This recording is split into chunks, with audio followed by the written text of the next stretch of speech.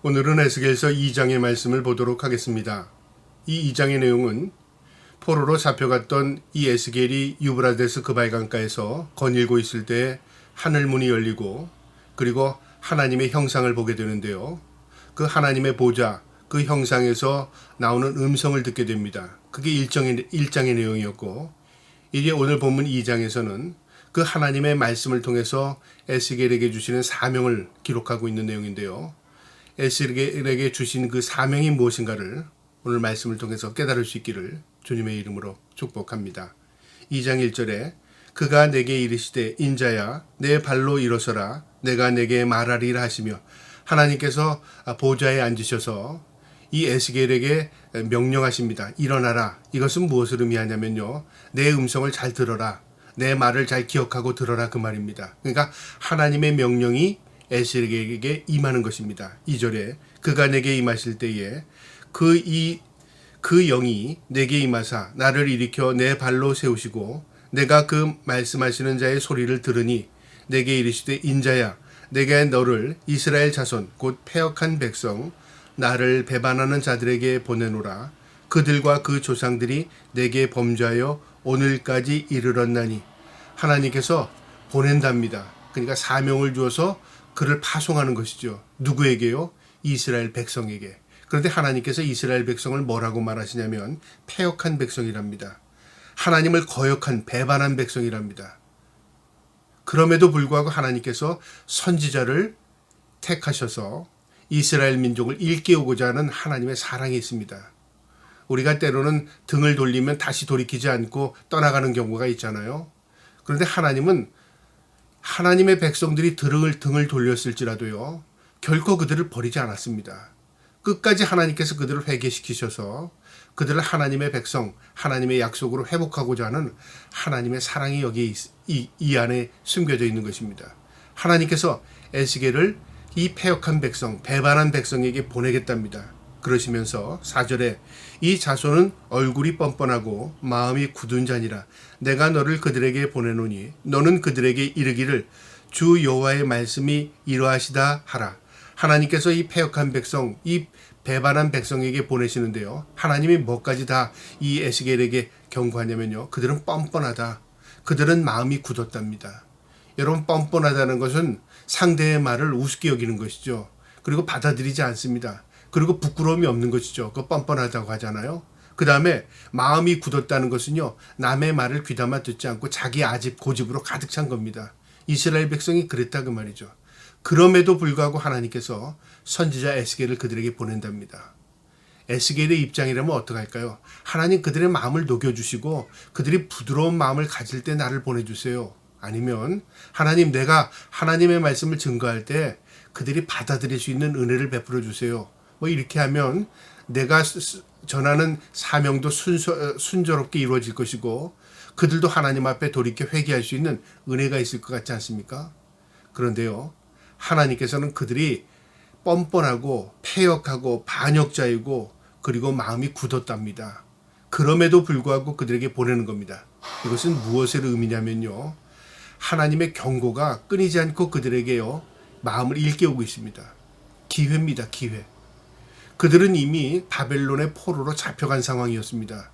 그리고 그들은 그발 강가에서요, 노역하면서 고향을 바라보고 눈물 짓던 그 시절이었습니다. 그 시절에 하나님께서 그들을 위로하기 위해서 선지자 에스겔을 보내서 그들의 마음을 다시 일깨우고 있습니다. 그들은 뻔뻔하고 그들은 패역하고 그들은 마음이 굳었고 그들은 반역자이지만 하나님께서 결코 그들을 버리시지 않으셨습니다. 5절에요. 그들은 패역한 족속이라. 그들이 듣든지 아니 듣든지 그들 가운데의 선지자임을 알릴지어다. 여러분, 이 에스겔에게 주신 사명은요, 전하라는 사명이었습니다. 그들이 듣든지 아니 듣든지, 이것은 무엇을 의미하냐면요, 그들이 내 말을 전하면 그들이 들을 것이다가 아니고요, 그들이 내 말을 전하면 그들이 어떤 반응이 일어날 것이다는 어떤 과정을 이야기하지 않습니다. 너는 사명 준 대로 그 사명만 감당해라 그 말이죠. 듣든지 아니 듣든지 그들이 어떤 반응을 일으키든지 그거에 개의치 말고 너는 내가 준 사명 그대로 전해라 그 말이죠. 6절에 인자야 너는 비록 가시와 찔레와 함께 있으며 전갈 가운데 거주할지라도 그들을 두려워하지 말고 그들의 말을 두려워하지 말지어다. 그들은 패역한 족속일지라도 그 말을 두려워하지 말며 그 얼굴을 무서워하지 말지어다. 하나님께서 뭐라고까지 그에게요 위로하시고 경고하시냐면 그들이 내 말을 듣든지 아니 듣든지 뿐만 아니라 가시, 찔레, 전갈일지라도 너를 괴롭히고 너를 고통스럽게 만들고 너를 또한 사지로 몰아낼지라도 그 말이죠. 네가 어떠한 상황에 처하든지 그들 두려워하지 말라. 무서워하지 말라. 내가 너와 함께 하겠다 그 말이죠. 여러분 이것이 사명입니다. 우리가 사명을 감당할 때 모든 것이 순적하게 이루어지니까 하나님의 뜻이 여기 있나 보다 그런 생각으로 착각을 일으킬 때가 있거든요.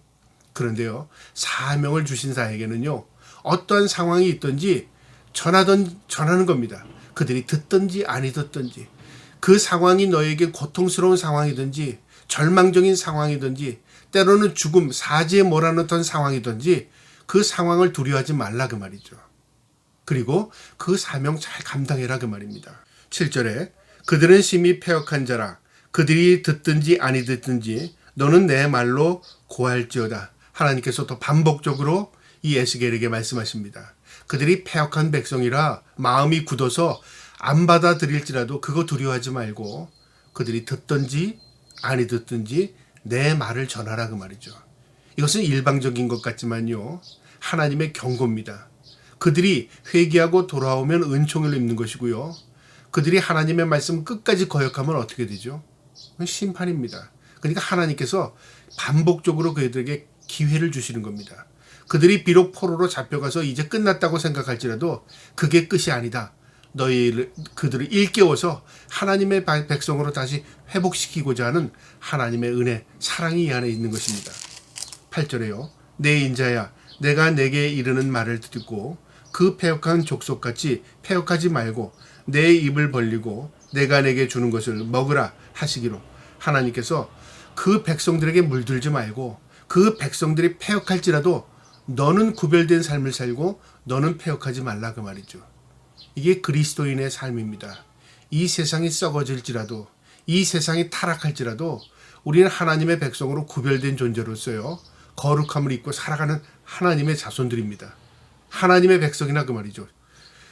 그 하나님의 백성들이 하나님의 말씀을 받는 겁니다. 이 에스겔에게 하나님께서요. 내 입을 벌리라고 말씀하시면서 내가 내게 주는 것을 먹으라.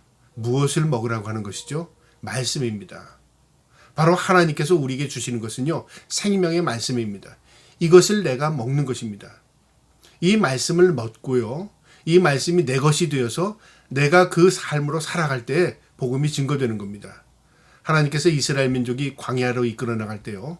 그들에게 만나를 먹이셨습니다. 이스라엘 백성들은 먹어보지도 못했고요. 그런 것을 보지도 못했습니다. 그런데 그들은 40년 동안 광야에서요. 그 만나로 생명을 유지했습니다. 오늘날 우리에게요. 생명을 유지할 수 있는 게 뭐냐면 음식이 아닙니다. 하나님 말씀입니다. 이 말씀으로 내 삶이 이어지는 겁니다. 그래서 하나님께서 내가 내게 주는 것을 먹으라 그렇게 말씀하시면서 9절에 내가 보니 보라 한 손이 나를 향하여 펴시고 보라 그 안에 두루마리 책이 있더라. 하나님의 손이 펼쳐져 있는데 그 안에 두루마리가 있었다. 이게 무엇을 상징하냐면요. 하나님의 말씀입니다. 하나님의 말씀을 먹어라 에스겔. 그리고 그 에스겔이 그 말씀을 먹고 그 말씀이 자기 것이 되어서 자기의 삶으로 증거하라 그 말이죠. 그리고 내 입을 벌려 이스라엘 민족에게 그들이 듣든지 아니 듣든지 내 말을 전하라는 것입니다. 이것이 에스겔에게 준 사명입니다. 에스겔은요. 환상과 소망의 선지자입니다. 이 절망적인 상황에서 하나님의 메시지를 전달했고요. 그들에게 암울한 시대였지만 그들에게 소망이 무엇인가를 전파했습니다. 여러분 우리가 이 패역한 세상에서 살아가지만 하나님의 자녀로 백성으로서 이 땅에 천국의 소망을 두고 그들에게 소망을 증거할 수 있는 저와 여러분 되기를 축복합니다. 10절에요. 그가 그것을 내 앞에 펴시니 그 안팎에 글이 있는데 그 위에 애가와 애곡과 재앙의 말이 기록되었더라. 하나님께서 이 말씀을 먹으라고 그랬죠. 그리고 그 말씀의 안에 무엇이 들어있냐면요. 그 글에는 애가 슬퍼하는 겁니다. 무엇에 대한 슬픔입니까? 우리가 범죄함으로 하나님으로부터 떠났다는 것. 우리가 범죄함으로 하나님으로부터 징계를 받았다는 것. 그게 하나님과 우리의 관계에서 일어났던 일이 우리의 고통, 우리의 절망, 슬픔이죠. 그다음 애곡입니다. 하나님 앞에 우리가 절망을 통해서요, 우리의 회개를 촉구하는 겁니다. 그래서 애곡입니다. 그 다음에 재앙의 말이랍니다. 우리가 하나님의 떠남으로 우리가 결국 재앙이 우리에게 임한 것이죠. 그것을 그들에게 전파하는 겁니다. 왜 우리가 이런 상황이 되었는가? 왜 우리가 이렇게 처절하게 고통 가운데 있는가? 하나님을 떠나서 그렇다 그 말이죠. 그것을 다시 그들에게 증거하라 그 말이죠. 전하고 그들이 회개를 촉구하고 그들이 회개함으로 다시 소망 가운데 그들의 고향 이스라엘을 하나님께서 다시 돌아오게 하실 때에 그들의 믿음을 다시 세우고자 하는 하나님의 사랑 은총이 이 안에 있는 것입니다. 우리가 이 땅에 살지만요, 우리의 소망은 천국입니다. 그 천국을 바라보며 소망 가운데 우리가 이 땅을 믿음으로 살아가는 것입니다. 그게 과정이고 여정입니다. 저와 여러분이 이 땅에 사는 동안에 하나님께 소망을 두고 날마다 그 소망 가운데 하나님의 말씀을 전파하며 살 수 있기를 주님의 이름으로 축복합니다. 아멘.